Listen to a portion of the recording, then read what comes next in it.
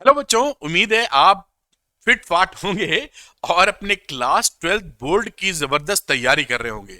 देखिए, आपको जैसा पता है कि अब जो एग्जामिनेशन में पेपर आता है, क्वेश्चन पेपर, वो एप्लीकेशन बेस्ड आता है। उसमें सीधे रट के चीजें नहीं लिख सकते हैं आप। तो it is better for you कि आप डिटेल्ड वीडियो देखिए, जिससे कोई भी ट्विस्ट टर्न्स एंड ट्विस्ट आए तो उसका जवाब दे सके। और केवल यही नहीं, इसके जो फ्यूचरिस्टिक एग्जाम है, चाहे वो नीट एग्जामिनेशन हो, जेई हो या सीयूईटी हो, यहां पर भी आपको एप्लीकेशन ही देखने को मिलता है, रट की चीजें नहीं कर पाएंगे। तो इट इज बेटर कि हम डिटेल्ड वीडियो देखें और कॉन्सेप्ट को बड़ी अच्छी तरीके से समझें। इसी चीज को मदद करने के लिए मैं लाइन से ये सीरीज चला रहा हूं, डिटेल्ड वीडियो की, क्लास 12 फिजिक्स की, जिसमें आप सारी बात अच्छे से सीख सकते हैं। तो आज हम लोग हैं चैप्टर नंबर 4 पर, उसके पार्ट नंबर 2 पर। तो टोटल पार्ट इसके 5 हैं। पहला पार्ट कर चुके हैं और इसके पहले के जो चैप्टर्स हैं उनका वीडियो अगर आप देखना चाहते हैं तो उसका डिस्क्रिप्शन में मैंने लिंक दिया है, क्लिक करके आप देख सकते हैं। सीक्वेंस में जब आप लेक्चर्स को देखते हैं तो अंडरस्टैंडिंग काफी आसान हो जाती है और आपके लिए दिक्कत नहीं होगी। तो मैं यही अपील करूंगा आपसे, या सजेशन दूंगा आपको, कि सीक्वेंस में लेक्चर्स को देखते चलें। चलिए आज की बात शुरू करते हैं हम लोग। तो moving charges and magnetism, full chapter schedule. आज हम लोग करने वाले हैं पार्ट नंबर 2। पहला पार्ट ऑलरेडी कर चुके हैं। अब कुछ बच्चों का कहना होता है कि जो मैं यहां पढ़ाता हूं उसका एनोटेशंस के साथ, लिखावट के साथ आपको पीडीएफ मिल जाए। तो उसका भी बंदोबस्त है, आप अरविंद एकेडमी टेलीग्राम चैनल को ज्वाइन कर लीजिए और यहां पर मैं आपको अपलोड करता रहता हूं इसके पीडीएफ्स रोज। तो आपको कोई दिक्कत नहीं होगी, आपकी पढ़ाई में सुविधा होगी और आगे आप आसानी से पढ़ पाएंगे। कुछ बच्चे मुझसे लाइव क्लासेस लेना चाहते हैं तो अरविंद एकेडमी ऐप डाउनलोड कर सकते हैं। इसका लिंक भी डिस्क्रिप्शन में दिया हुआ है। इसमें फायदा क्या है बेटा, जैसे अभी हम लोग द्रोणा बैच चला रहे हैं, द्रोणा फिजिक्स और द्रोणा मैथमेटिक्स। तो इसमें जब आप इनरोल करेंगे अरविंद एकेडमी ऐप को डाउनलोड करने के बाद, तो लाइव क्लासेस के दौरान आप अपने डाउट क्लियर कर सकते हैं। कोई कंफ्यूजन है, सर ये कैसे हुआ, ये न्यूमेरिकल कैसे बना, और हम लोग यहाँ पर पूरे डेरिवेशंस, पूरा न्यूमेरिकल और इसके अलावा एनसीईआरटी कॉर्नर यानी एनसीईआरटी के सिलेक्टेड क्वेश्चंस और पीवाईक्यू कॉर्नर भी एडिशनली पर चैप्टर अटैच करते हैं या पढ़ाते हैं आपको, और साथ में असाइनमेंट वगैरह तो आपको मिलता ही है। और ये सारी बातें आपके लिए बड़ी फ्रूटफुल है और पूरे साल की फीस केवल 999 है। तो मेरे ख्याल से आप इसको ज्वाइन कर सकते हैं और अपनी पढ़ाई को नेक्स्ट लेवल पे ले जा सकते हैं। लिंक दिया है डिस्क्रिप्शन में, क्लिक करके आप अरविंद एकेडमी ऐप डाउनलोड करके इनरोल कर सकते हैं द्रोणा बैच में। चलिए आज की पढ़ाई पर हम लोग आते हैं, जो है एम्पियर सर्किटल लॉ। देखिए, आपने जो गॉस लॉ पढ़ा था, वो गॉस लॉ जो होता है वो अल्टरनेटिव फॉर्म होता है कुलाम्स लॉ का। चैप्टर नंबर 1 की बात कर रहा हूं। आपने गॉस लॉ पढ़ा था ना बेटा, E.ds लिखते थे फ्लक्स को लेके, आप याद होगा आपको, टोटल फ्लक्स, और Q इनसाइड अपॉन इनसाइड और नेट दोनों, ये गॉस लॉ की कहानी थी। तो ये जो गॉस लॉ था हमारा, ये हमारा अल्टरनेटिव फॉर्म होता था कुलाम्स लॉ का। अल्टरनेटिव फॉर्म का मतलब क्या है कि जो काम कुलाम्स लॉ करता है 2 पन्ने के अंदर, वो गॉसेस लॉ कर सकता है 4 लाइन के अंदर। बस एक कंडीशन है कि सिमेट्रिसिटी वहां मिलनी चाहिए, यानी उसके लिए अनुकूल वातावरण मिल जाए। यही काम जो यहां पर एम्पियर सर्किटल लॉ पढ़ेंगे, एम्पियर्स लॉ हम लोग पढ़ेंगे, वो एम्पियर्स लॉ बायो-सावर्ट्स लॉ का अल्टरनेटिव फॉर्म होता है। यही बात यहां पर हो गई कि बायो-सावर्ट लॉ जो आपको 2 पन्ने में करके देगा, आप एम्पियर सर्किटल लॉ से वही चीज 4 लाइनों में कर सकते हैं, बशर्ते एम्पियर सर्किटल लॉ लगाने के लिए अनुकूल कंडीशंस मिल जाएं, एक तरह की सिमेट्रिसिटी मिल जाए। तो ये एक लीथल टूल हो जाता है। तो आप समझ गए होंगे अल्टरनेटिव फॉर्म का मतलब क्या है। चीजें मिनटों में कर देना, चुटकियों में कर देना, अगर उसके अनुकूल परिस्थितियां हैं तो। ठीक है, तो ये बात यहां लिखी गई है। और एम्पियर सर्किटल लॉ क्या आपको बताता है, तो ये बताता है relationship between the line integral of a magnetic field B. अभी हम लोग इसको दिखाऊंगा, अभी मैं आपको ये जो कह रहे हैं उसका मतलब होता है, लाइन इंटीग्रल का मतलब B.dl, ये लाइन इंटीग्रल है, क्लोज लूप यहां लगता है, बात करेंगे। And the total current which produces the field, इसकी वैल्यू होती है म्यू नॉट आई नेट के बराबर। ये है एम्पियर सर्किट लॉ। अभी हम डिटेल में इसकी बात करेंगे, जैसे पूरी बात आप समझ पाए। मैथमेटिकल एक्सप्रेशन मैंने लिख दिया है। आइए एम्पियर सर्किट लॉ की बात कर ही लेते हैं, क्योंकि टॉपिक ही वही है। तो एम्पियर सर्किट लॉ क्या है? It states that the line integral of magnetic field be around any closed path, इस बात को ध्यान रखिएगा, और ये एम्पीरियन लूप इसे बोलते हैं। जिस तरीके से गॉसेस लॉ में क्लोज सरफेस चाहिए होती थी, उसी तरीके से यहां पर एक क्लोज्ड एम्पियर सर्किट लॉ में एक क्लोज लूप चाहिए, क्लोज्ड पाथ चाहिए। उसको हम लोग एम्पीरियन लूप बोलते हैं, ठीक। और circuit is equal to mu naught times the total current crossing the area bounded by the close path. अभी इसको समझाता हूं। Mathematically provided that the magnetic field inside the loop remains same. दो तीन कंडीशंस होती हैं, वो भी जिक्र करेंगे हम लोग। तो ये मैथमेटिकली लिखा है, closed integral B dot D L is equal to mu naught into I net times. यहां पे आपको समझाने के लिए जैसे एक स्ट्रेट वायर लिया है जिसमें करंट जारी, क्योंकि करंट जानी जरूरी है नेट, अगर करंट ही नहीं होगी तो काहे का मैग्नेटिक फील्ड। तो इसमें साहब करंट जा रही है। अब इसके अराउंड हम ऐसे सर्कुलर एक क्लोज्ड पाथ ले लेते हैं, इसे ही हम एम्पीरियन लूप बोल रहे हैं। अब ये 20 से गया है, आपको मतलब मैं फोटो अच्छी बनाऊं तो यहां तक रोक देता हूं, और आपको अब फीलिंग आएगी कि ये 20 से गया है। तो ये क्लोज लूप है और बीच से तार आपका जा रहा है, तो ये इसे बोलते हैं क्लोज लूप या एम्पीरियन लूप। क्लोज लूप हो जाएगा। इसमें कुछ बातें अहमियत वाली हैं, वो जरूर सीखिएगा, भी मैं बताऊंगा आपको। एम्पीरियन लूप, इस लूप में जो एरिया है उससे जो नेट करंट जा रही है, आई नेट बोल दें इसे, उस रिलेशनशिप को आप B dot D L mu naught I net बोलते हैं। यहां जो एरिया की बात कही जाती है, जो मैंने अलग से डेफिनेशन ली जिसे समझ पाए, इस लूप के एरिया को भेदती या पेनिट्रेट या क्रॉस करती हुई जो करंट है, उसमें खास बात क्या है कि जो लूप है ना बेटा, इस लूप का एरिया यूनिक नहीं होता।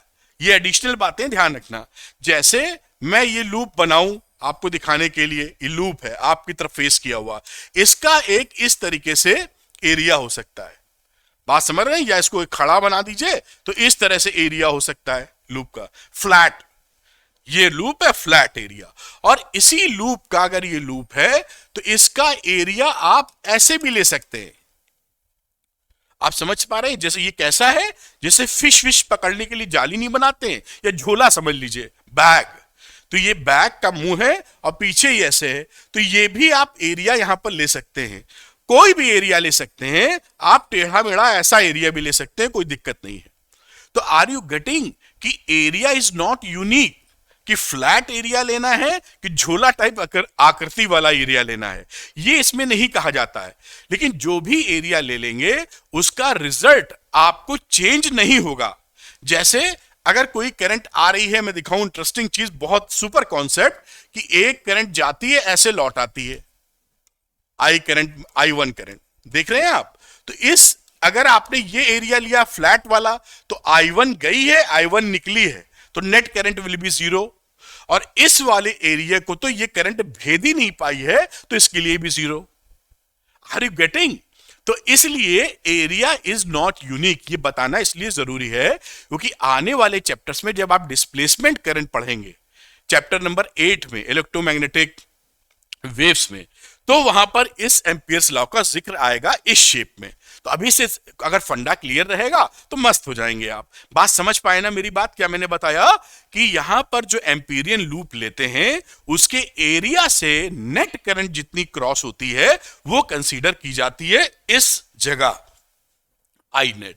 और जो एरिया होता है बेटा, वो एरिया यूनिक नहीं है, फ्लैट भी हो सकता है, ऐसे बल्जिंग झोला टाइप कह लीजिए, बैक टाइप, ऐसे बल्जिंग भी हो सकता है, टेढ़ा मेढ़ा भी हो सकता है, कोई दिक्कत नहीं है। सबका रिजल्ट बिल्कुल उसी तरीके का आएगा जैसे आना चाहिए। बात आप समझ गए होंगे। एक कदम और आगे बढ़ाते हैं, एम्पियर सर्किट लॉ का ही जिक्र करते हुए। इन द अबव रिलेशन, जो रिलेशन यहां लिखा था, B dot DL is equal to mu naught times I net. ये एम्पियर सर्किटल लॉ है, इसी रिलेशन की बात कर रहा है। We will use a sign convention given by right hand rule. भाई जो करंट आ रही है या जा रही है, किसको पॉजिटिव और किसको निगेटिव मानोगे, इसका जिक्र करने वाले हैं। तो according to this rule, fingers of the right hand are curled in the sense that the boundary is traverse in the loop. ये जो डीएल है ना, इस लूप में ये जो डीएल आपने माना है, मान लीजिए आप ऐसे घूम रहे हैं, रेड कलर लेता हूं, आप ऐसे चल रहे हैं, इस तरीके से लूप को कवर कर रहे हैं डीएल, तो उसकी तरफ आप अपने राइट हैंड के फिंगर्स को कर्ल कर लें, मोड़ लें, और जिस डायरेक्शन में आपका अंगूठा जा रहा है वो डायरेक्शन करंट की पॉजिटिव लेंगे। बात समझ में आई? तो ये लूप, ये कन्वेंशन है, बाकी किसी को पॉजिटिव निगेटिव लेंगे तो नेट रिजल्ट सेम आता है, बस साइन बदल सकता है। ये आप ऐसे पलटे अंगूठा सीधे, तो ये जो करंट जा रही है I1 वाली, इसे मैं अगर I1 करंट बोलूं तो this current will be treated as positive, और ये दूसरी करंट I2 भी ऊपर जा रही है, आप समझ रहे हैं, इसको भी प्लस I2 ट्रीट कर लेंगे। ये देखिए अंगूठा किधर जा रहा है, और ये तीसरी वाली I3 नीचे जा रही है, तो इसको माइनस I3 ट्रीट करेंगे, क्योंकि अंगूठा वाला प्लस है तो नीचे वाला माइनस होगा। ये कन्वेंशन है, बात पकड़ ली आपने। अब यही इसमें देखिए, मैं कलर को थोड़ा वापस ग्रीन करता हूं। आई नेट की बात करेंगे तो I1 पॉजिटिव, I2 पॉजिटिव और माइनस I3, ये आई नेट हो गई। बस ये इंटीग्रेशन B डॉट DL, ये क्लोज, ये जो गोला लगाया है छल्ला, क्लोज लूप के दौरान कर रहे हैं, उसको नोटिफाई करने के लिए बोला है। और ये हो गया mu naught I net. I net का मतलब I1 plus I2 minus I3। ये एम्पियर सर्किटल लॉ है। अब एम्पियर सर्किटल लॉ में इसका एक सिंप्लीफाइड फॉर्म बन जाता है इस तरह का। ये देखिए, ये जो है, ये तो मेन एम्पियर सर्किटल लॉ है बेटा, is equal to mu naught into I net. इसी ये सिंप्लीफाइड फॉर्म ले लेता है, जहां पर केवल BL is equal to mu naught I net बन जाता है। तो ये किन कंडीशन में सिंप्लीफाइड फॉर्म लेगा, वो 3 कंडीशन यहां मेंशन है। और ध्यान रखिएगा, एम्पियर सर्किटल लॉ जब हम किसी पर लगाते हैं तो स्टेडी करंट्स के लिए लगाते हैं। जो करंट इसके अंदर से जा रही हैं क्लोज लूप के, वो बदल नहीं रही हैं समय के साथ, और मैग्नेटिक फील्ड भी नहीं बदल रहा है, तब एम्पियर सर्किटल लॉ लगाते हैं। बात पकड़ में आई होगी। तो यहां जो सिंप्लीफाइड फॉर्म है, this simplified equation can be used under the following conditions. पहला क्या है, at every point of the close path B हमारा डीएल के पैरेलल होना चाहिए। जैसे हम लोग एग्जांपल ले लेते हैं, यहां पर अगर मैं एक वायर बनाऊं और ये क्लोज लूप ले लूं ऐसे, तो आप जानते हैं कि अगर इसके अंदर करंट आई जा रही है तो इसका मैग्नेटिक फील्ड किधर होगा। आप स्ट्रेट वायर को वाला निकालते हैं तो मैग्नेटिक फील्ड का डायरेक्शन इधर हो गया, इधर हो गया और इधर हो गया। अब यहां पर जो मैं डीएल लूंगा, वो डीएल भी इसी डायरेक्शन में अगर ले लूं, ये देखिए यहां पर आपने डीएल ले लिया, इसी डायरेक्शन में डीएल, छोटा एलिमेंट है ना डीएल, ले लिया, तो बी और डीएल में दोनों टेंजेंशियली एक ही डायरेक्शन में तो हैं। तो डीएल इज पैरेलल, या B is parallel to DL, या DL is parallel to B. ऐसी कंडीशन आपको मिल जाए, दोनों में एंगल कितना है, 0 डिग्री हर जगह। तो यही लिख रहा है, at every point B is parallel to DL मिल जाए। Magnetic field has the same magnitude B at all places on the close path. इस क्लोज पाथ पर हर जगह जो मैग्नेटिक फील्ड की वैल्यू है वो सेम रहनी चाहिए। Ampere circuital law holds for steady currents which do not change with time. इसके अंदर ये जो आई फ्लो हो रही है, ये स्टेडी करंट होनी चाहिए, समय के साथ नहीं बदले। अगर ये 3 कंडीशन बनती हुई दिखें तो ये फॉर्म से एक बहुत ही सरल फॉर्म आप यूज कर सकते हैं। ये जो L लिखा है, ये क्लोज पाथ का लेंथ होता है। अगर इसका रेडियस r है तो इसका क्लोज पाथ पे इंटीग्रेशन करेंगे तो ये 2 पाई r आ जाएगा। ये भी समझ लीजिए, जैसे मन में ये ना रहे कि ये लेंथ क्या है। लेंथ एम्पीरियन लूप या जो क्लोज पाथ लिए हैं उसकी लेंथ होती है। बी मैग्नेटिक फील्ड पहचानते हैं, म्यू नॉट पहचानते हैं और करंट को पहचानते हैं। तो ये बात आप यहां पर सीख पाए होंगे। अब यहां पर एक छोटा सा प्रूफ है जो थोड़ा जबरदस्ती का प्रूफ किया जाता है, फिर भी ये प्रूफ किसका है? हम प्रूफ करने वाले हैं एम्पीरियन सर्किटल लॉ को स्ट्रेट वायर के लिए जिसमें करंट फ्लो कर रही है। तो थोड़ी तिकड़म है, आसान है बहुत। तो प्रूफ किसका है? एम्पियर्स लॉ का। एम्पियर्स लॉ का हम प्रूफ कर रहे हैं for a straight current carrying conductor. तो क्या करें, एक आप वायर ले लें जिसमें करंट फ्लो हो रही होगी, ये आपने यहां पर ऐसे शो किया जो करंट इसके अंदर आई जा रही है। अब हमको ये पता है जब करंट आई जाती है तो इस पर मैग्नेटिक फील्ड का जो डायरेक्शन है वो किस डायरेक्शन में होगा? इस डायरेक्शन में होगा। किसका डायरेक्शन? बी का। तो टेंजेंशियली आप बी बना दीजिए, इधर है, हर जगह ऐसा ही होगा। यहां भी ले जाएंगे तो B is like that only. आप जानते हैं अंगूठा इधर और पंजा घुमाया तो बी ऐसे ही घूमेगा हर जगह। यहां ले जाएंगे तो इसके टेंजेंशियली बी बी इधर हो गया। लाइन ऑफ, ये क्या है? Line of force. This is line of force. और ये कौन सा वायर है? इनफाइनाइट लेंथ वाला। अब हमको पता है, बायो सावर्ट्स लॉ से हम लोग देख चुके हैं कि जो इनफाइनाइट लेंथ वाला वायर होता है वो मैग्नेटिक फील्ड कितना बनाता है? इसका रेडियस भी कुछ लिख लीजिए, आर। तो वो बनाएगा magnetic field mu naught I upon 2 pi R. ये क्या है? Magnetic field due to magnetic field due to current infinitely long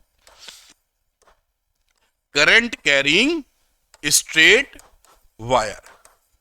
मेरे ख्याल से आप बात पकड़ पाए। तो बी हमको पता है। अब हम डीएल भी इसी डायरेक्शन में ले लेते हैं। डीएल भी मतलब लाइन इंटीग्रल तभी तो बोलेंगे। जो हमने डीएल लिया है वो भी इसी डायरेक्शन में लिया है, ऐसे ही मूव कर रहे हैं डीएल के लिए भी। तो ये डीएल का डायरेक्शन हर जगह डीएल कैसे लिया? ऐसे ही, इस तरह से आप मूव कर रहे हैं डीएल में। तो angle between B and DL कितना हो गया? 0। यानी B is parallel to DL. ये बात आप मेरे ख्याल से आप पकड़ पाए होंगे। हर जगह थीटा कितना हो जाएगा? B is parallel to DL. तो अगर मैं यहां बी डॉट डीएल निकालूं तो आप क्या लिखेंगे? बी डीएल कॉस 0 डिग्री, और इसकी वैल्यू हो जाएगी बी डीएल। बढ़िया। अब यहां पर मैं लगा देता हूं बी डीएल की वैल्यू निकालता हूं। ये इसको लिखा बी डीएल, ठीक। और ये वैल्यू बन गई किसमें? बी डीएल में। बी मैग्नेटिक फील्ड हर जगह यहां पर बराबर है, लूप के अराउंड बाहर आ गया। तो मैग्नेटिक फील्ड जो था वो तो लिखे रहने देते हैं। और डीएल की वैल्यू कितनी आ गई? 2 pi R, length of the Amperian loop 2 pi R. अब देखिए इसकी वैल्यू क्या आएगी? बी यहां से पुट कर दो वैल्यू, तो mu naught I upon 2 pi R, ये बी की वैल्यू है, इंटू 2 पाई आर। तो ये 2 पाई आर, ये 2 पाई आर कैंसिल हो गया, which is equal to the mu naught I net. और दिस प्रूव्स, यही तो होता है आपका एम्पियर्स लॉ। ये देखिए बी डॉट डीएल की value mu naught times I आ गई, और यही हमारा क्या है? This proves Ampere's law. Ampere's law. तो ये एक छोटा सा प्रूफ है। ये क्लोज पाथ कैसा भी ले सकते हैं बशर्ते हम उसको संभाल पाएं। तो मैं कोई भी चीज इन डिटेल्ड वीडियो में छोड़ूंगा नहीं जिससे सुपर कॉन्सेप्ट आपका अचीव हो सके। तो इसको चाहें तो नोट कर लें, फिर हम लोग इसका एप्लीकेशन करेंगे। तो प्रूफ था, this is the proof of ampere's law, कि भाई ये स्टेट वायर के लिए क्या वैलिडिटी रखता है। आप कर पाए होंगे, आगे चलते हैं, नोट कर पाए होंगे मेरे ख्याल से। और जो आपके कोर्स में है पहला प्रूफ, पहला ये एप्लीकेशन है जो कि चुटकियों में काम करेगा। देखिए लिखा है application of ampere's law to a straight conductor.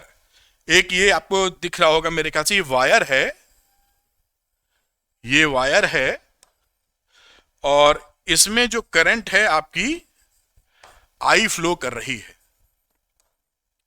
और इस करंट की वजह से कितना मैग्नेटिक फील्ड इसकी रेडियस या आर डिस्टेंस दूर पर बनने वाला है ये निकालना चाहते हैं।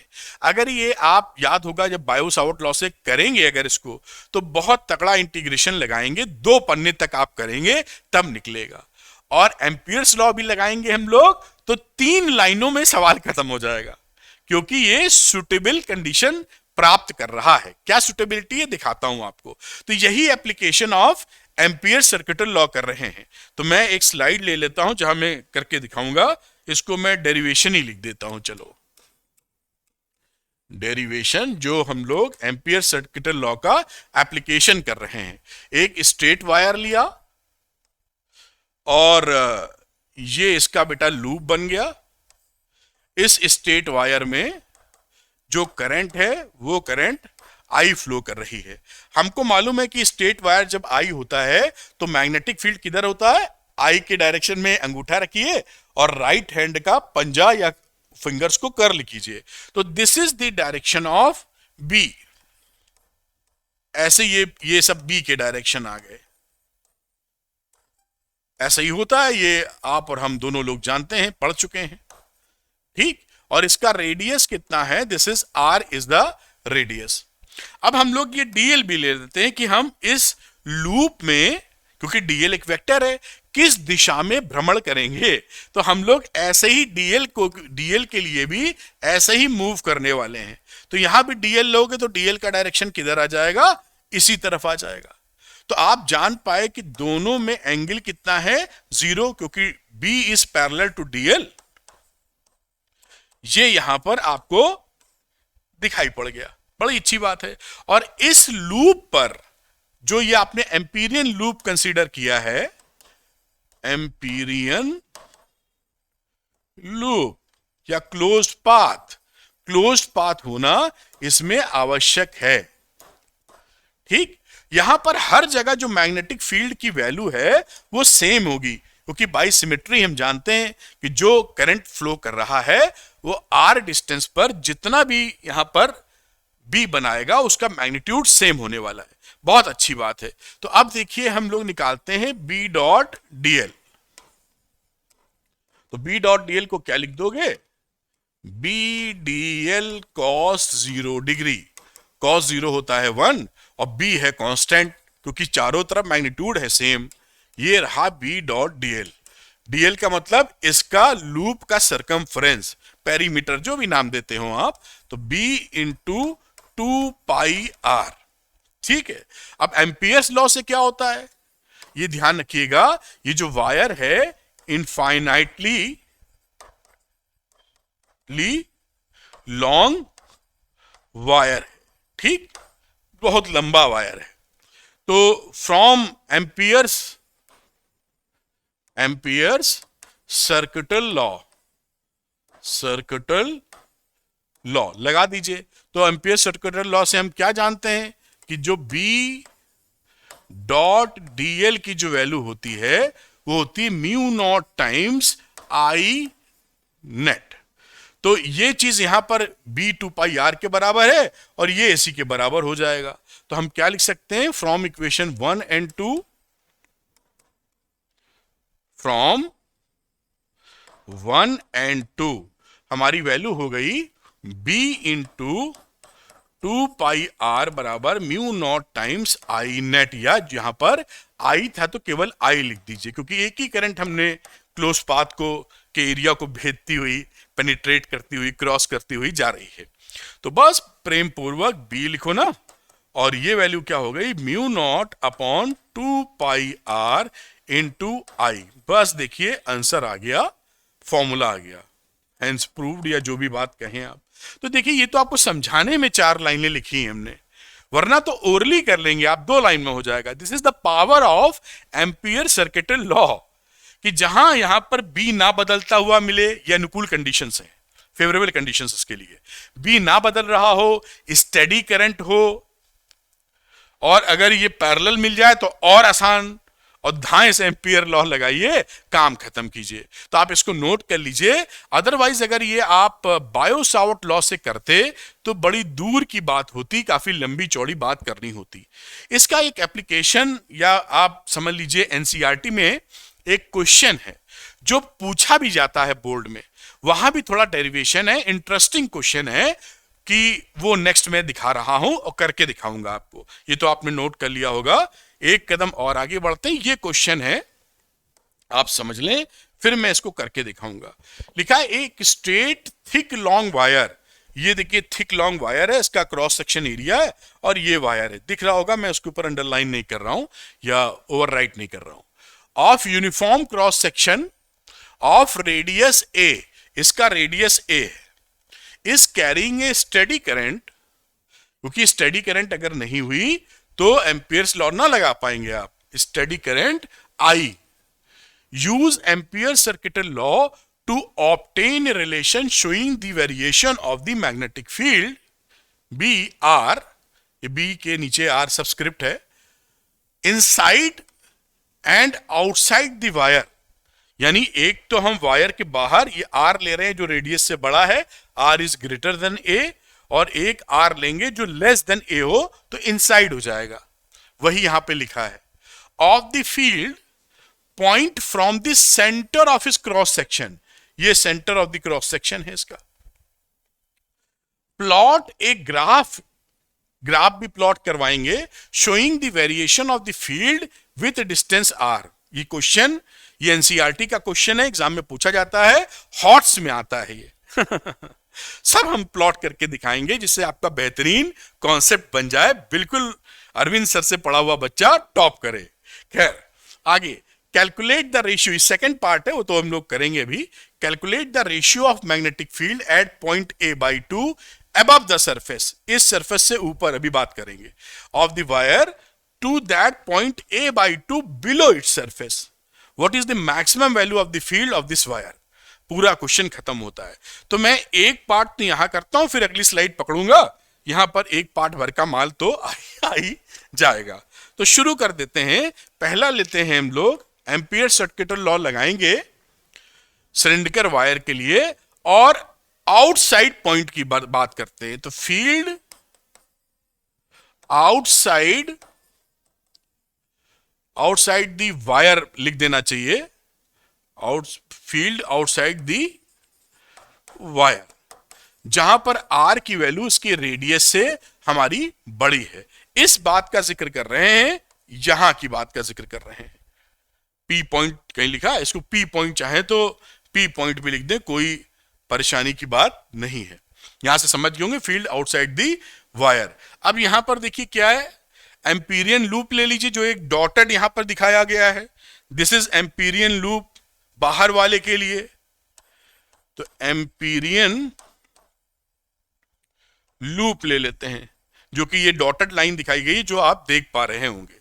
अब यहां पर net current, length of the loop लिख लो पहले, length of the loop L की बात कर रहे हैं, तो वो कितनी हो गई, 2 पाई आर डिस्टेंस था तो ये 2 पाई आर हो गया। नेट करंट जो पास हो रही है through the loop, the loop, वो कितनी है, आई करंट जा रही है थ्रू दी लूप।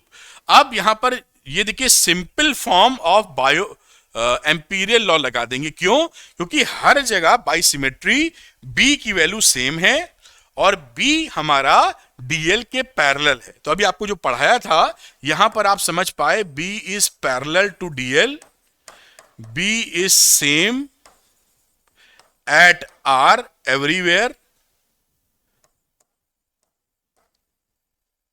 और तीसरी कंडीशन स्टेडी करंट। तो इसके बाद सिंप्लीफाइड एम्पीरियन लॉ आप लगा सकते हैं।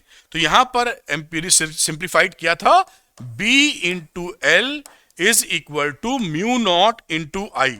अभी पढ़ाया था ना कि तीन कंडीशंस मैच हो जाएं तो आप सिंप्लीफाइड एम्पियर्स लॉ लगा सकते हैं, B L is equal to mu naught I. बहुत ही बच्चों वाली बात हो गई। तो बी लिखा इंटू 2 पाई आर लिखा, लेंथ हमने ऊपर ठोक रखी है आप देख पा रहे हैं, म्यू नॉट लिखा, और बेटा ये हो गया आई का तो मामला आई से ही निपटेगा। तो बी क्या रहा देखो ना, तो बी की वैल्यू रही mu naught upon 2 pi R into I. बस काम खत्म। यहां पर आर की वैल्यू ए से ग्रेटर है, फॉर लिख दो। तो यहां से आप क्या, अभी ग्राफ भी बनाना है ना, तो यहां एक भाषा और लिख लेते हैं, for a given current B is proportional to 1/r। ये देखिए, इनसाइड की बात अगली स्लाइड में करेंगे। तो ये कहां की कहां बातचीत थी, ये आउटसाइड कहां है, आउटसाइड। बात पकड़ पाए होंगे ऐसी उम्मीद कर रहा हूं। तो आउटसाइड पॉइंट पर तार से बाहर इसके सेंटर से मैग्नेटिक फील्ड की value mu naught I upon 2 pi R होता है, यानी B is proportional to 1/r। अब दूसरा लेते हैं तार के अंदर। तो मैं दूसरी कहानी लेता हूं सेकंड केस। पॉइंट या field at inside point, inside the wire, जहां पर आर की वैल्यू इसकी रेडियस से कम है। तो इसको पहले वायर बनाने, तभी आप और हम मजा ले पाएंगे।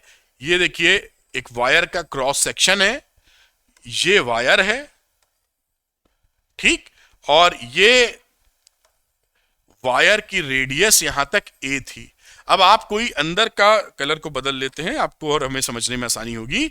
कोई पॉइंट मैं यहां पर लेता हूं अंदर आर डिस्टेंस दूर, तो हम यहां क्या करेंगे, एक एम्पीरियन लूप लेंगे ऐसे, क्योंकि क्लोज पाथ बनाना पड़ता है। पी पॉइंट अब इनसाइड है, पी इज इनसाइड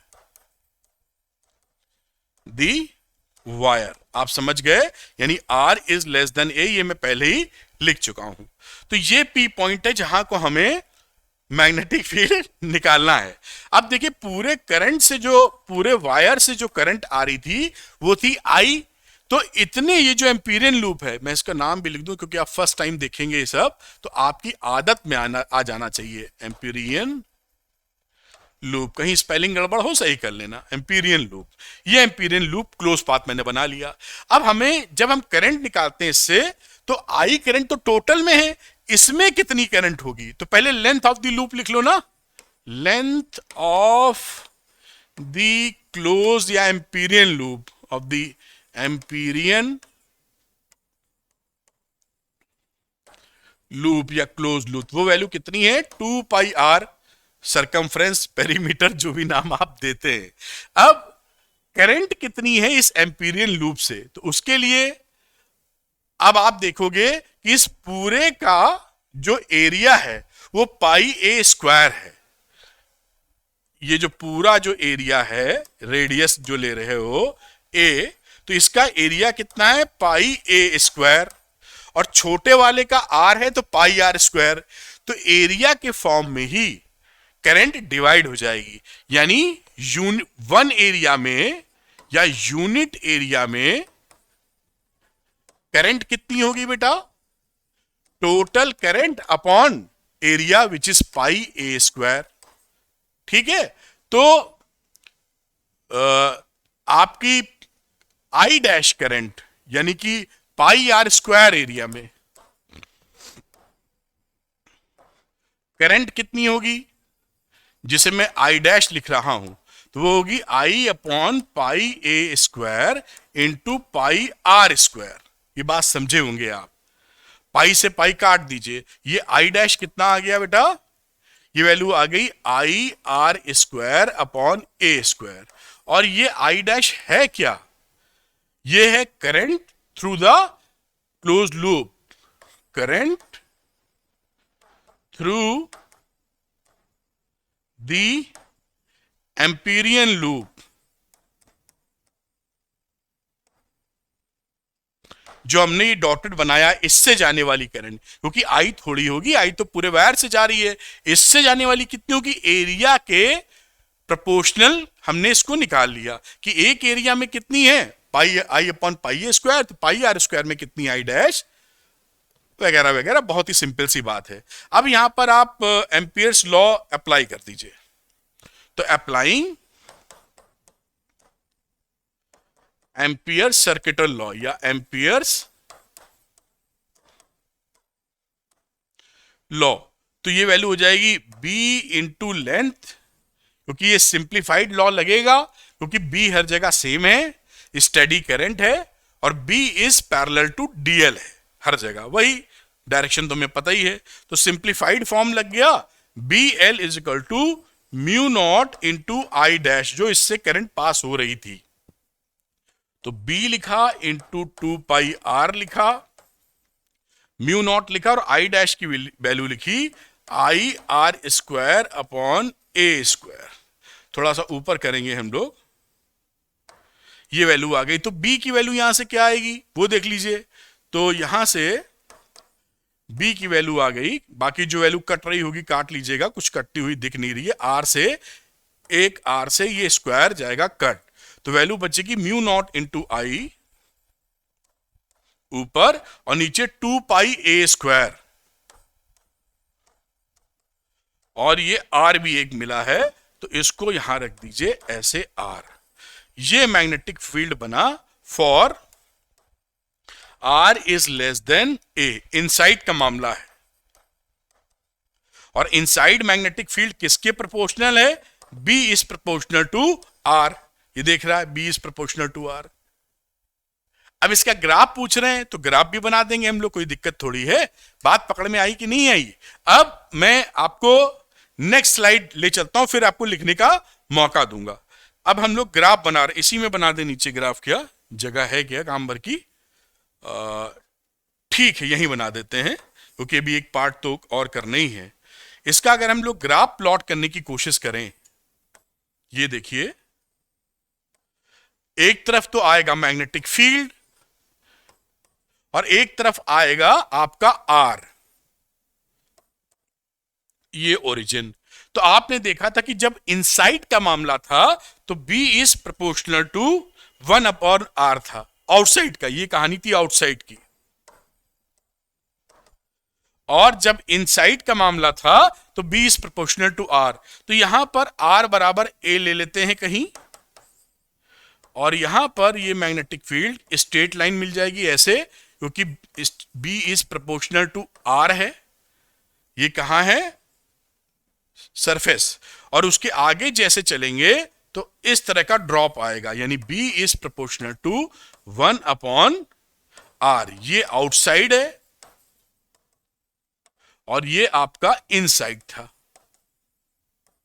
ये आपकी कहानी यहां बनती है, जो आप ये ग्राफ हो गया दोनों के बीच जो पूछा था। तो पहला पार्ट हो गया है आपका। अब दूसरा पार्ट तो और आसानी से हो जाएगा, क्योंकि डेरिवेशन हम लोगों ने कर लिए हैं। तो मैं दूसरा पार्ट भी करूंगा, फिर आपको लिखने का मौका देता हूं। दूसरा पार्ट एक बार पढ़ लेते हैं। तो पहला पार्ट भी रीचेक करते हैं, कोई और चीज तो नहीं पूछी हमसे। तो यहां रोकते हैं। तो सेंटर ऑफ इस cross plot a graph showing variation of B with R, ये हम लोगों ने कर दिया। पहला पार्ट पूरी तरीके से कंप्लीट हो चुका है। नंबर 2 देखते हैं, calculate the ratio of magnetic field at point a/2 above and below the surface, what is the maximum. इसका रेशियो पहले निकालना है। आइए तीसरी स्लाइड पे चलते हैं हम लोग, एक और जोड़ते हैं, पार्ट नंबर बी है ये। जैसे मैंने बोला था हॉट टाइप का क्वेश्चन बनता है, तो ये शायद बी पार्ट है इसका, ऐसे लिख देते हैं। अब यहां पर देखिए कहानी क्या है।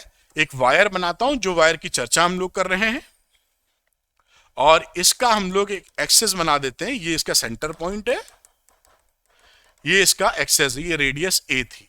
तो ये क्या कह रहे हैं? कह रहे हैं कि एक पॉइंट हमने इस सरफेस से पी लिया है, जो सरफेस से कितनी दूरी पर है? a/2 दूरी पर है। और एक पॉइंट हमने क्यू लिया है, जो सरफेस के अंदर a/2 दूरी पर हो। और यहां से तो हमको डिस्टेंस जो निकालनी पड़ेगी। तो सरफेस से ऊपर a/2 और सरफेस से नीचे Q पॉइंट भी a/2, इन दोनों का रेशियो हमको निकालना है। और ये डिस्टेंस हमारी a है, ये हम और आप पहचानते और जानते हैं। तो पहला ये P पॉइंट हो गया आउटसाइड, तो P इज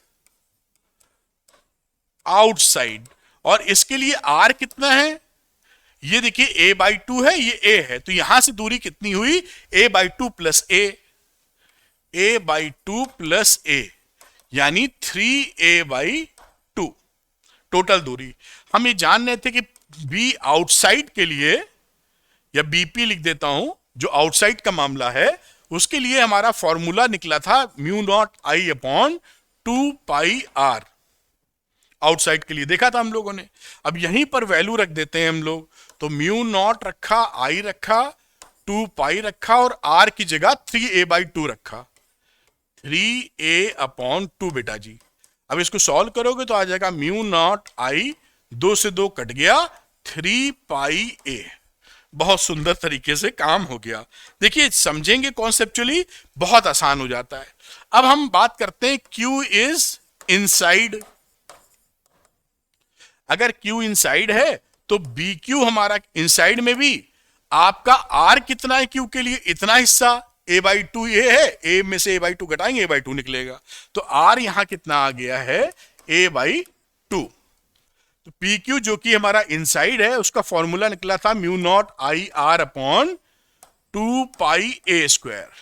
अभी निकाला है हम लोगों ने जो डेराइव किया है, तो इनसाइड के मामले में ये फॉर्मूला था, तो इसकी वैल्यू रख देते हैं mu naught I upon 2πa² और R की जगह आ गया है a/2। तो इस a से ये स्क्वायर मर जाएगा, वैल्यू आएगी mu naught I upon 4πa। अब ये इन्होंने रेशियो पूछा था, तो अब क्या रह गया, यानी बीपी अपॉन बीक्यू हम लोग कर दें, तो वैल्यू रखिए बीपी की mu naught I upon 3πa, और बीक्यू नीचे है तो पलट के हम मल्टीप्लाई कर देंगे, वो करने में बड़ा मजा आता है और सरलता से बात हो भी जाती है। समझ पाए होंगे आप। अब इसको काटिए पीटिएगा, जब जैसे कि पाई ए कट गया, पाई ए कट गया, म्यू नॉट आई कट गया, म्यू नॉट आई कट गया, तो वैल्यू क्या बची, 4/3। तो यहां पर हम कह सकते हैं BP is to BQ is equal to 4:3। ये इनका एक आपका आंसर आ गया कि इनका रेशियो कितना होने वाला है। This is the ratio of BP is to BQ।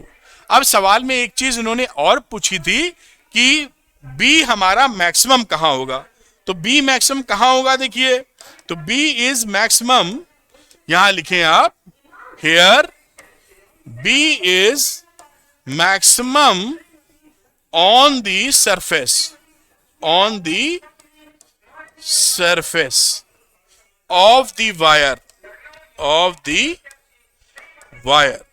that is A is at R is equal to A। ये हमारा B मैक्सिमम कहां है, R बराबर A पर, तो B मैक्सिमम क्या निकल के आया, B मैक्सिमम निकल के आया mu naught I upon 2πa। ये बी मैक्सिमम है। अब आप सोचेंगे बी मैक्सिमम झट से सर ने पता कैसे किया, हमने यहां ग्राफ बनाया था ना, देखो ये टॉप पॉइंट तो है, ये पॉइंट किधर का, ये पॉइंट ये तो सरफेस का ही है, तो बी लीनियरली चल रहा है, टॉप पर टॉप पहुंचा और आउटसाइड डाउन हो गया, तो दिस इज द सरफेस के ऊपरी बी मैक्सिमम आएगा। यहां से आप अंदाजा लगा सकते हैं, या वैल्यू जो फॉर्मूला निकला है उसमें भी ध्यान से देखेंगे तो आपको दिखाई पड़ जाएगा कि R बराबर A के लिए ही आपको मैक्सिमम B अचीव हो रहा है। इस तरीके से जो ये हॉर्स वाला क्वेश्चन था ये हो जाता है, और ये मैंने बड़े प्यार से तसल्ली से समझाया है। कई बार जब टीचर इसको समझाते हैं तो या तो बच्चे के तोते उड़ जाते हैं या कुछ भसड़ मच जाती है। मुझे उम्मीद अगर ध्यान पूर्वक आपने देखा होगा तो एकदम एक एक स्टेप आपको सरलता से आ गया होगा। तो इसको आप नोट कर लीजिए, यहां से मेरे ख्याल से है ये, हाँ इसको नोट करें, फिर हम आगे की चर्चा करते हैं कुछ न्यूमेरिकल और सोलेनोइड की बातचीत। इसको नोट कर पाए होंगे मेरे ख्याल से आप। अब मैं थोड़ा और ऊपर कर देता हूं, ये देखिए इसको नोट कर लें आप, नोट किया होगा आपने। एक कदम और आगे बढ़ाते हैं, इसकी अगली स्लाइड जो थी बेटा, ये देखिए, ये इसको थोड़ा सा नीचे करना होगा। तो कहानी शुरू होती है यहां से, ये इसको आप नोट कर लीजिए, मैं हट जाता हूं, जैसे पूरी चीज क्लैरिटी से आप स्क्रीनशॉट या जो भी चीज़ लेना चाहते हैं। और इसको मैं थोड़ा ऊपर कर देता हूं जिससे पूरी बात आपके समझ में आए, और कहीं से कुछ देखना चाहें, समझना चाहें तो समझ सकते हैं। आगे चलते हैं, इसमें आगे भी हम लोगों ने एक पार्ट किया था, इसको भी थोड़ा सा नीचे कर लेता हूं। और बी पार्ट यहां से शुरू हुआ था, इसको आप नोट डाउन कर लीजिए। मेरे ख्याल से नोट आपने किया होगा, थोड़ा सा और ऊपर कर लेते हैं। ये देखिए यहां पर बात बन जाती है, ये चीज खत्म हो गई। अब मैग्नेटिक फील्ड सोलेनॉइड के अंदर का मामला आता है। तो यहां पर जो सोलेनॉइड के अंदर मैग्नेटिक फील्ड है, इसका केवल क्वालिटेटिव एनालिसिस है, हमें इसका डेरिवेशन नहीं सीखना है, और ना इस पे क्वेश्चंस आएंगे, लेकिन डेरिवेशन वगैरह नहीं आएगा। समझ में आई बात? तो सोलेनॉइड के अंदर कितना मैग्नेटिक फील्ड होता है ये मैं आपको बता देता हूं। पहले डेरिवेशन था, अभी कोर्स में डेरिवेशन नहीं है। तो यहां की बात देखते हुए, magnetic field inside a straight solenoid. Straight solenoid होता क्या है? आप ये समझ लें कि एक वायर को आप सिलेंडर के ऊपर रोल करते हैं, ऐसे ऐसे समझते होंगे, और वो एक हेलिकल रूप ले लेता है, हेलिक्स टाइप का फॉर्मेशन है ना। स्प्रिंग देखिए आपने, स्प्रिंग, बड़ी स्प्रिंग सोच लीजिए। तो जैसे स्प्रिंग होती है उसी टाइप से इंसुलेटेड कॉपर वायर्स या इंसुलेटेड कंडक्टिंग वायर्स लपेटे गए हैं, उसे सोलेनॉइड बोलते हैं। तो जब उसके अंदर करंट फ्लो की जाती है सोलेनॉइड के अंदर, ये देखिए डायग्राम, ये सोलेनॉइड ऐसे आप बनाते आए हैं ना, ऐसे ऐसे ऐसे ऐसे ऐसे। तो ये सोलेनॉइड है। जब कोई यहां पे सेल वेल लगा देते हैं और करंट इसमें जाने लगती है, तो इस करंट फ्लो होने की वजह से इसके अंदर मैग्नेटिक फील्ड बन जाता है, क्योंकि आप जानते हैं करंट ही मैग्नेटिक फील्ड को बनाता है। तो यहां पर बेटा मैग्नेटिक फील्ड बन जाता है। एक अंदाजा आपके लिए लिख रहा हूं, ये बी इसके अंदर क्रिएट हो जाएगा। अगर ये जो परफेक्ट या आइडियल सोलेनॉइड होता है, उसमें लेंथ ऑफ सोलेनॉइड इसकी रेडियस से काफी बड़ी होती है। तो आइडियल सोलेनॉइड किसे बोलेंगे, या परफेक्ट सोलेनॉइड? आइडियल सोलेनॉइड, इसमें हमारी length of the solenoid will be much higher than इसका radius. This is the length of solenoid, और रेडियस तो आप जानती हैं, दिस इज द रेडियस। तो आइडियल सोलेनॉइड में लेंथ काफी ज्यादा होती है रेडियस से।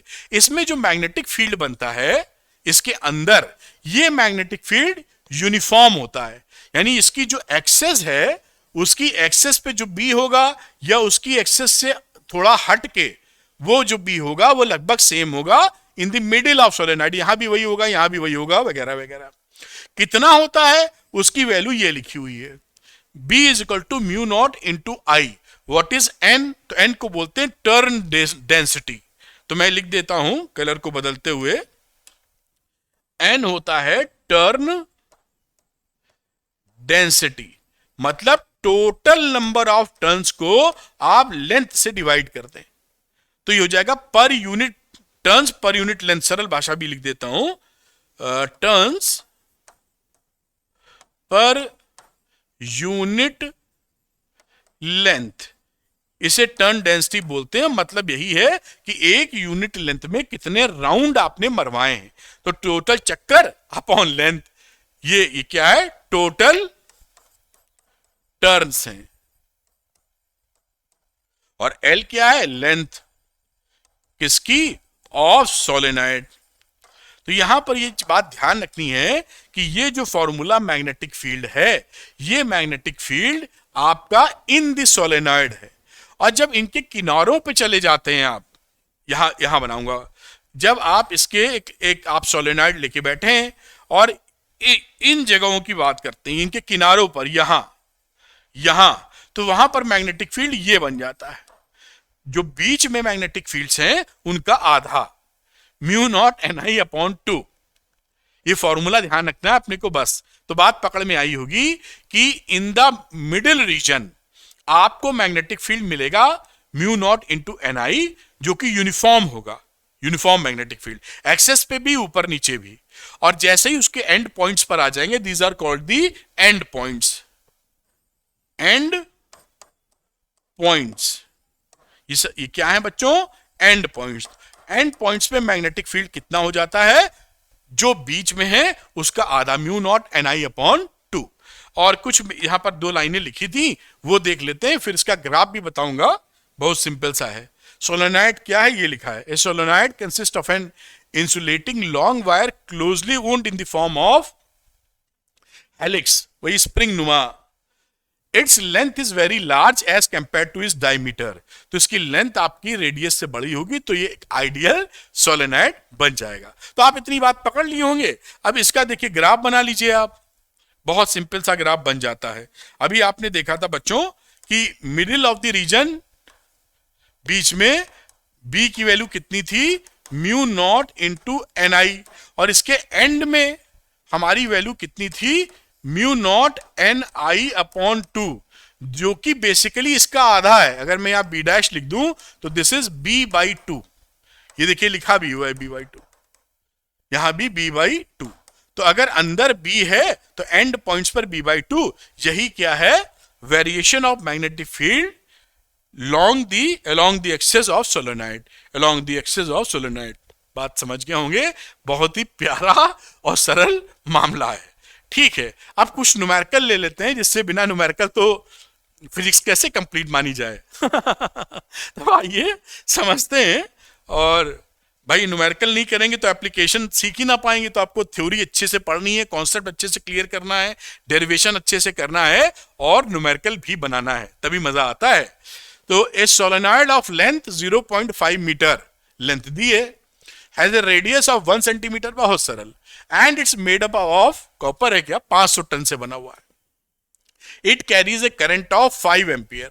What is the magnitude of the magnetic field inside the solenoid.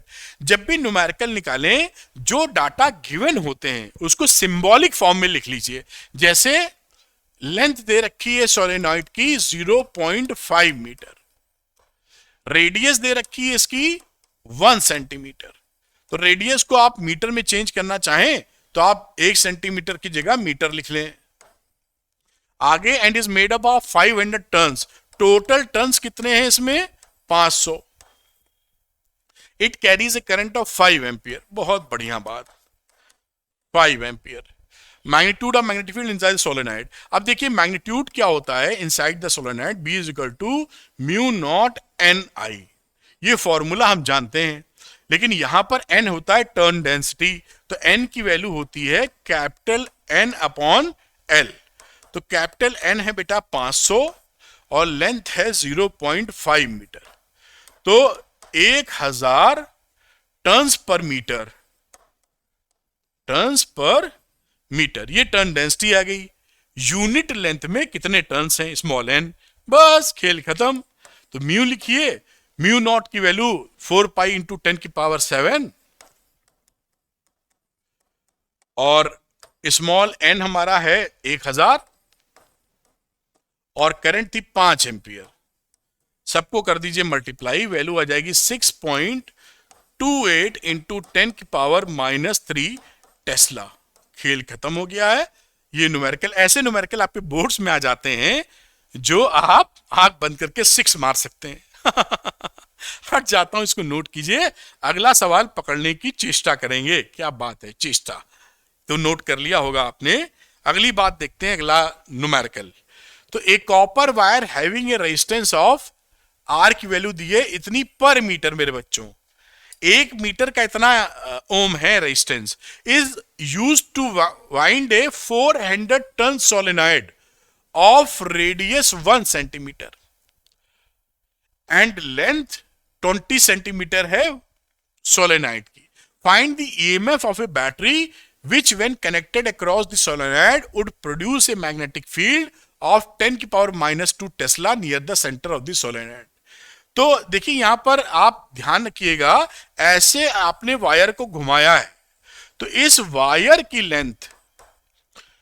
Length of wire, क्योंकि रेजिस्टेंस तो पर यूनिट लेंथ दिया है, तो पूरा वायर का लेंथ कितना होगा, एक चक्कर, ये अगर रेडियस r है तो एक चक्कर लगाने में 2 पाई r लगा है, और नंबर ऑफ टर्न्स कितने हैं, तो 400 टर्न है, तो इंटू 400, ये आपके नंबर ऑफ टर्न्स हैं, इतनी टोटल लेंथ होगी। तो 2 लिखते हैं, पाई की जगह शायद 3.14 या 22/7 लिख लीजिए। और रेडियस इन्होंने बोली थी, कहां है रेडियस, 1 सेंटीमीटर, यानी आर की वैल्यू 10⁻⁻2 इंटू 400। तो इसको सॉल्व करोगे तो वैल्यू कितनी आ जाएगी, चलिए इसको यही पढ़े रहने देते हैं। रेजिस्टेंस पर यूनिट लेंथ कितना है, पर यूनिट लेंथ, वो आपने दे रखा है 0.0 ओम पर मीटर। तो टोटल रेजिस्टेंस ऑफ वायर कितना हो गया, टोटल रेजिस्टेंस ऑफ वायर, तो एक यूनिट लेंथ क्या था 0.01 इंटू टोटल लेंथ। तो टोटल लेंथ ये लिखिए 2 इंटू 3.14 10⁻⁻2 इंटू 400। अब इसको जब सॉल्व करोगे, अगर पाई में ही रहने दें, पाई ही में रहने दें, तो आप लिख सकते हो 8 पाई इंटू 10⁻⁻2 ओम। ये पाई में ही हमने इसको रहने दिया, टोटल रेजिस्टेंस निकल आया है। आगे की चर्चा जारी रखते हैं। टोटल आर निकाल चुके हैं हमें, क्योंकि हमारा जो मैग्नेटिक फील्ड होता है वो B = μ0 Ni होता है सोलेनाइड के अंदर। तो N कितना हो जाएगा, कैपिटल N/L। 400 चक्कर घुमाए हैं, यहां देखिए 400 यूज भी किया है, और इसकी लेंथ थी 20 सेंटीमीटर। तो 20 इंटू 10⁻⁻2 वैल्यू आ गई 2000 टन्स पर मीटर, टन्स पर मीटर। अब हम यहां पर बात करें तो देखिए B = μ0 Ni लिखते हैं, और μ0 N लिखा, और I की जगह Ohm's law E/R, EMF upon R डाल दिया, काम खत्म हो गया। E निकालो यहां से, तो E कितना आ गया है, B into R upon μ0 into N। तो मैग्नेटिक फील्ड B था 10⁻⁻2 टेस्ला। ये मैग्नेटिक फील्ड, रेजिस्टेंस कितना है 8 पाई इंटू 10⁻⁻2, μ0 कितना है 4 पाई इंटू 10⁻⁻7, और N कितना है 2000। वैल्यू आप पुट कर दीजिए, 1 वोल्ट करीब करीब आपका आंसर आ जाएगा। तो इस तरह से देखिए सवाल आप बड़े प्रेम से लगा सकते हैं। मैं आपको दिखाता हूं, और एक लास्ट क्वेश्चन और लगाऊंगा, इतने आप कर लेंगे तो आप छा जाएंगे। तो यहां पर आप इसको नोट कर सकते हैं। मैं हट गया हूं जिससे पूरा स्क्रीन आपको अच्छे से दिखाई पड़े। तो अब इसको मैं थोड़ा सा ऊपर कर देता हूं कि जो बात नीचे कट रही है वो भी सामने आ जाए। तो चलिए अगला सवाल करते हैं। ये आपने नोट कर लिया होगा आज का अंतिम सवाल। तो लिखा है ए solenoid 50 centimetre long has 4 layers of windings. 4 layers का मतलब है पहली लेयर चढ़ाई, उसके ऊपर दूसरी लेयर चढ़ाई, फिर तीसरी चढ़ाई, फिर चौथी, एक के ऊपर एक के ऊपर राउंड मारते चले जा रहे हैं। और एक चक्कर में एक मतलब लेंथ कवर करने में 350 राउंड लेते हैं आप। The radius of the lowest layer is 1.4 centimetre. जो पहला राउंड लिया उसकी रेडियस 1.4 है, फिर बाकी की रेडियस बढ़ती गई होगी। लेकिन अच्छी बात क्या है कि हमारा जो मैग्नेटिक फील्ड होता है सोलेनॉइड के अंदर का, उसमें रेडियस से कोई लेना देना नहीं होता। ये टर्न डेंसिटी और आई पे डिपेंड करता है। तो if the current carried is 6 ampere, estimate the magnitude of be near the centre of the solenoid.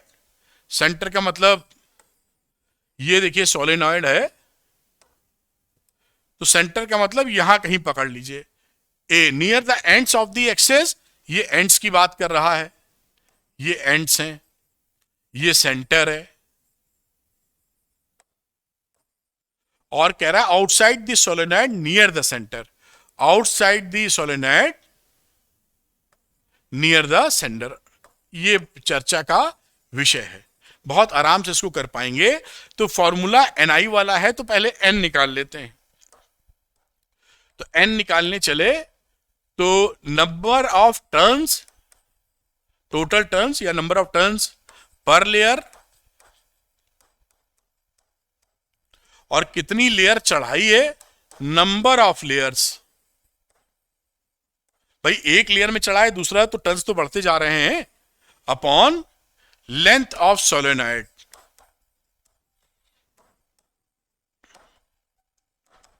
तो n की वैल्यू कितनी हुई, नंबर ऑफ टर्न्स थे 350, लेयरिंग थी 400 और लेंथ थी 0.50। तो ये n निकल आया है 2800 टन्स पर मीटर। ये आपका टन डेंसिटी आ गया। बाकी जो और वैल्यूज दे गई हैं वो मैं यहां लिख देता हूं आपके लिए, कलर को बदलना चाह रहा हूं, ये पकड़ लेता हूं। चलो, तो जो वैल्यू दे रखी थी उसमें आई दे रखी है 6 एम्पियर, और 4 लेयर वाली बात तो हम लोगों ने निपटा ली है, म्यू नॉट हम जानते हैं, और रेडियस 1.4 सेंटीमीटर, उसका कोई लेना देना नहीं है, तो इसी की वैल्यू रख देते हैं, कुछ ज्यादा लिखने की जरूरत लग नहीं रही है। तो बी कितना आया, बी होता है म्यू नॉट एन आई। ठीक, तो म्यू नॉट की वैल्यू हो गई 4 पाई इंटू 10 की पावर -7। एन हमने निकाला है 2800 और आई था 6 एम्पियर। तो ये वैल्यू बनेगी 2.1 इंटू 10 की पावर -2 टेस्ला। ये पहला ए वाले पार्ट का आंसर है, ए वाले पार्ट का आंसर है। उम्मीद है ये बात आप पकड़ पाए होंगे। बी की बात करते हैं, near the centre of the solenoid on it x, अच्छा, ऑन इट्स एक्सेस और ऑफ इट्स एक्सेस। तो ये यहां पर ये जो एक्सेस है इस पे भी मैग्नेटिक फील्ड यही होगा, और इधर चले जाएंगे तो भी मैग्नेटिक फील्ड यही होगा। तो this is on the axis end of the axis near the centre